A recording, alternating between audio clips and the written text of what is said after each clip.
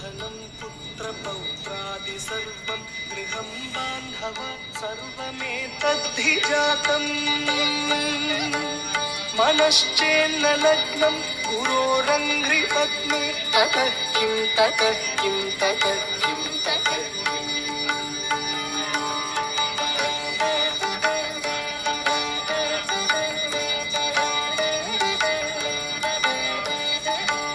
षडङ्गादिवेदो मुखे शास्त्रविद्या कवित्वादिगद्यं सुपद्यं करोति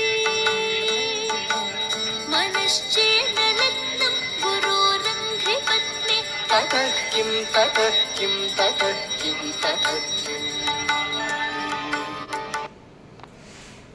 पुत्रं धनं पुत्रपौत्रादि सर्वं गृहं बान्धव सर्वमेतद्धि जातम्